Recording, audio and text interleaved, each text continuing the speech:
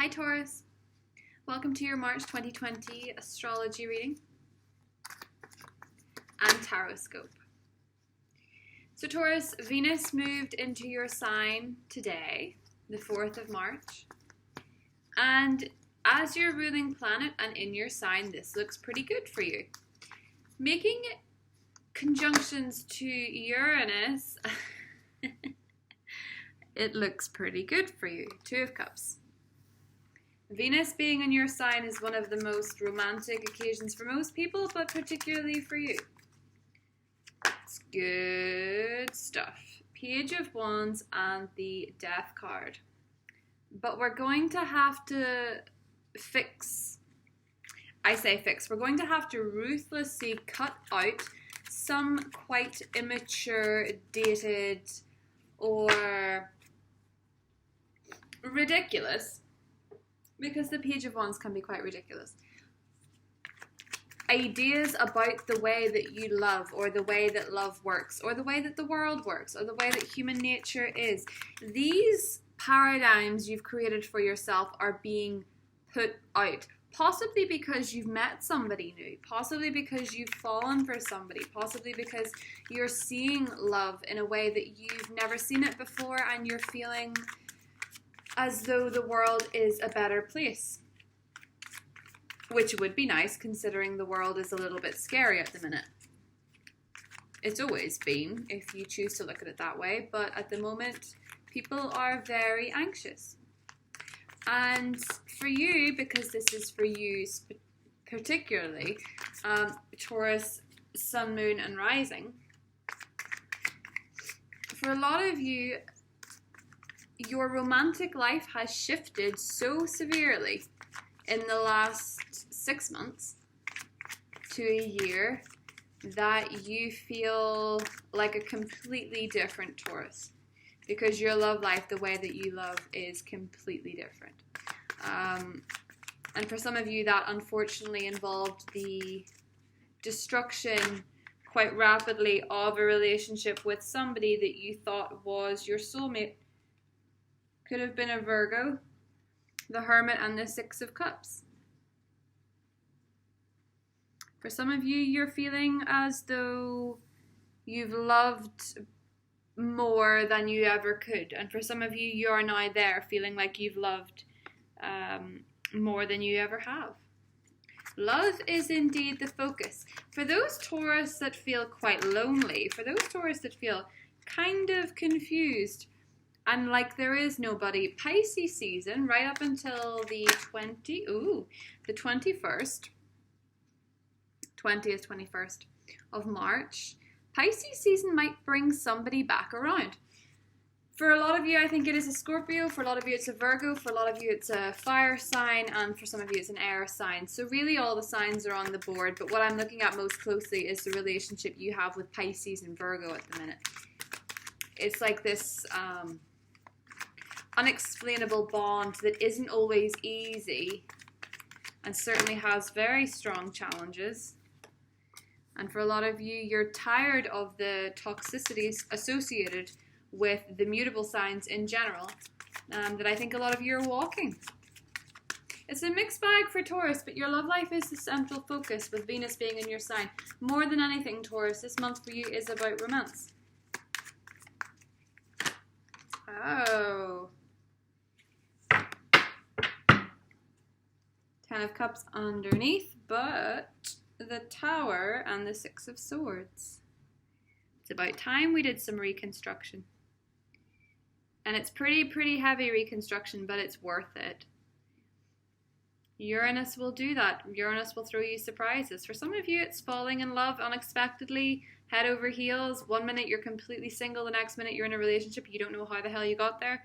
The Tower and the 6 of Swords, for others of you, it's that relationship situation I described whereby you thought it was forever, this was your soulmate, and then it was taken away from you, probably around the time of the Saturn-Pluto conjunction occurring in your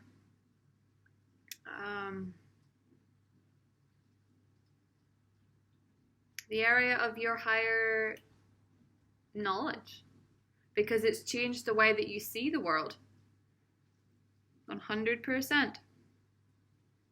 This reminds me a lot. Obviously, I live in Northern Ireland, and it's a very different. It's not somewhere that would be big on basketball, but just thinking of what I know regarding that case in, I think it was January, it might have been February, the helicopter crash that killed a lot of people, but there was a famous basketball player, but he had this relationship with his wife that was very kind of other, real soulmate, twin flame kind of vibe, just from what I had seen on it. I don't know that much about the situation, to be perfectly honest, but I remember looking at the astrology of it, and it was a Taurus and a Virgo love match, and his moon was in Taurus, and I remember looking at it and thinking, that was such, it was such a case where the man found his astrological ideal in a person, is basically what I'm trying to say. And obviously that was very shocking, unexpected, and destructive events that, the death card on the tower can obviously represent, but this was months ago. But what I'm saying, Taurus, is that seems to be an example of where Taurus really felt like their love life has been reconstructed out of their control. And for a lot of you, it's not been because of a relationship, it has been because of the lack of it.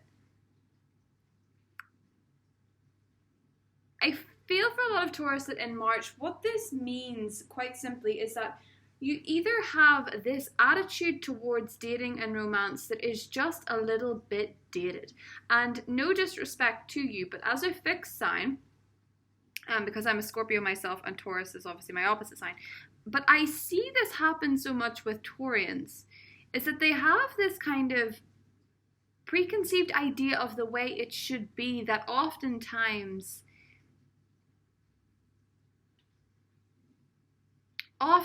you can almost shift into a Virgo-like critical mode of people. And it's good to have standards and it's good to have boundaries 100%. But make sure that when you are dating, you aren't being too particular about the superficial stuff. The little quirks or mannerisms, just the things that are almost putting you in the direct line of a smooth talker that will look good, sound good, seem to be the whole thing, and then they vanish. You know what I mean? You need to be picking your relationships, Taurus, with the conception of feeling like you're at home. Someone that you could share your home with. Someone that you could be with for days on end and not want to kill them.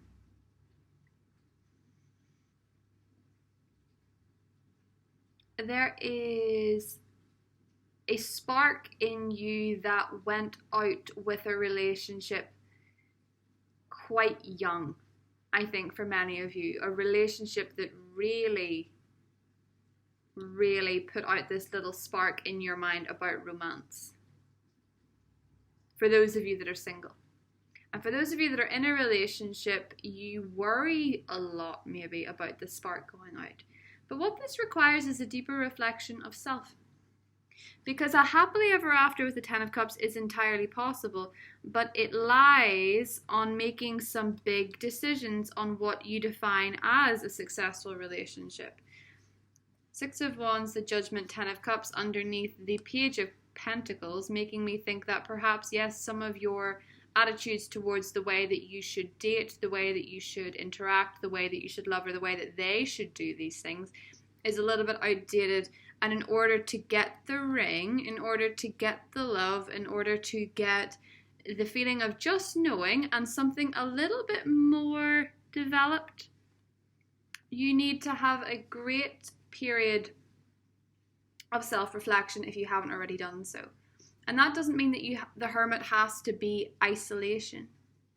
But this Virgo full moon right here, occurring in your house of romance, the 5th house, making positive aspects to Jupiter in Capricorn, the very energy that has rocked you, and also making a tricky aspect to Neptune in your 11th house of wish fulfillment.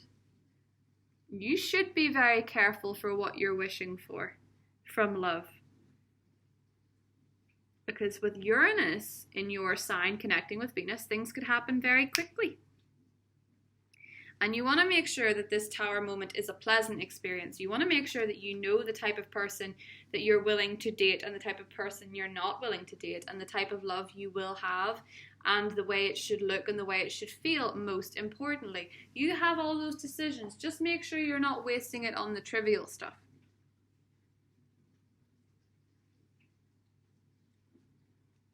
It's not about them making you look better. It's about them making you feel better.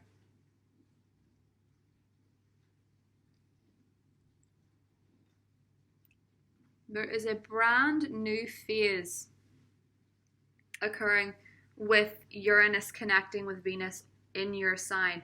And it's unexpected and it is quite boisterous in an energy, but it will lead you towards calmer, more pleasant times if you embrace the energy that Pisces season gives to so many of us, where we're intuitive and we have a higher calling, a higher sense of knowing what it is that we want. There's an aspect to this, Taurus, that feels like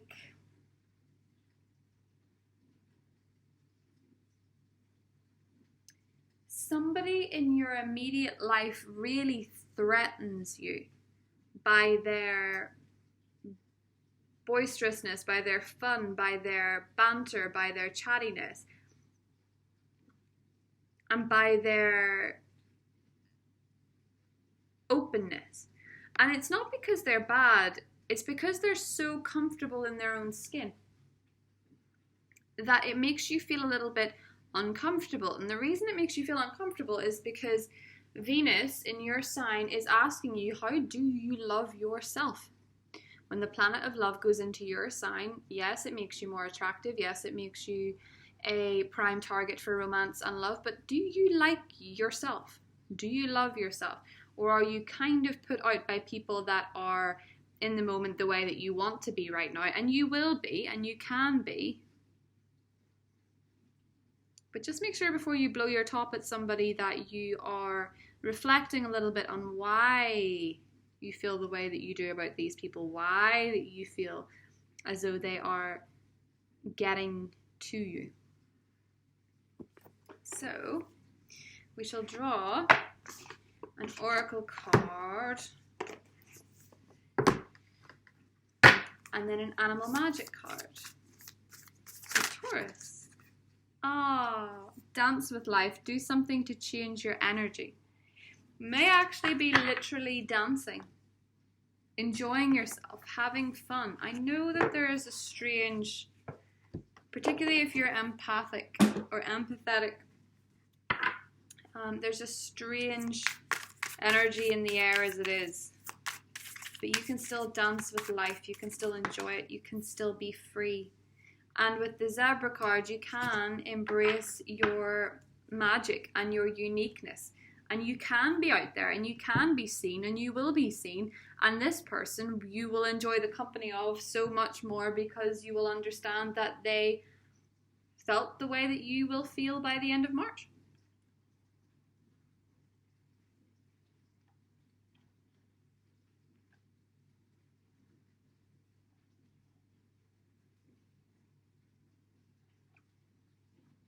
With the oyster card, somebody wants you to open up. Could be a fire sign, could be a Virgo, could be a Pisces, but somebody wants you to open up, or somebody else opens up. There's big surprises in love, Taurus, that you just could not see coming. And with Mercury moving direct on the 9th and then going back into Pisces after a short stint in Aquarius, you'll finally have the courage to say what you really, really want. And the beauty of that is because by then, you will actually know.